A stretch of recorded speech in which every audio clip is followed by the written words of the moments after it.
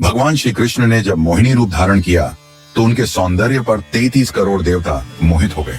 सभी देवताओं ने मन में यही कामना हुई कि ऐसी सुंदरी उनकी पत्नी बन जाए, परंतु केवल एक देवता ऐसे थे जिनके मन में मोहिनी के प्रति इस तरह का भाव नहीं आया। वे थे सूर्यदेव। सूर्यदेव ने मोहिनी रूप को देखकर मन ही मन कहा, यदि ये मेरी पुत्री बन जाए तो मेरा जीवन धन्य हो जाए। सूर्यदेव की इस भावना को समझकर भगवान श्री कृष्ण ने उनकी ओर कटाक्ष किया और संकेत किया कि उनकी इच्छा पूर्ण होगी। समय बीतने के बाद सूर्यदेव ब्रजभूमि में वृषभानु महाराज के रूप में अवतरित हुए। वृषभानु जी ने तपस्या की और ब्रह्मा जी से प्रार्थना की कि उन्हें ठाकुर जी की पुत्री के रूप में प्राप्ति हो।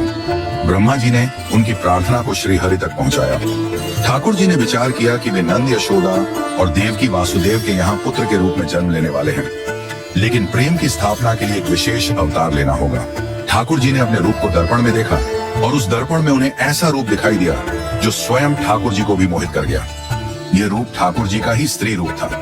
उन्होंने इस रूप को स्थिर किया और लक्ष्मी जी के वस्त्रों, आभूषणों और श्रृंगार सामग्री का उपयोग करके इस दिव्य स्वरूप को सजाया। जब यह स्वरूप पूर्ण हुआ तो ऐसा प्रतीत हुआ मानो सूर्य और चंद्र का एक साथ मेल हो गया हो।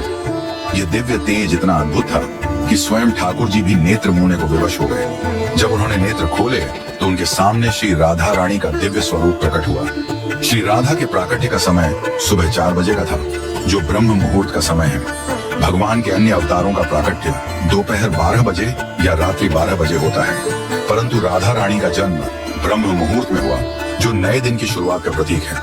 यह इस बात का संकेत था कि प्रेम का प्रकाश संपूर्ण विश्व में फैलने वाला है। राधा रानी के अवतरण पर वृषभानु महाराज और कीर्तिदा माता के घर उत्सव मनाया गया।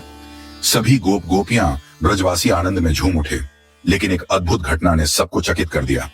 राधा रानी अपनी आंखें नहीं खोल रही थी। वृषभानु महाराज और माता कीर्तिदा इस बात को लेकर चिंतित हो गए। कई साधु संत और विद्वान उनके दर्शन करने आए, लेकिन किसी के भी प्रयास से राधा रानी ने अपनी आंखें नहीं खोली। तभी देवताओं के आग्रह पर नारद मुनि वहां आए।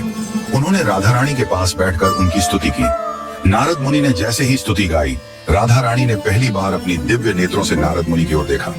उस समय राधा रानी का स्वरूप ऐसा था मानो मृग नयनी सुंदर बालिका अपने पालने से झांक रही हो।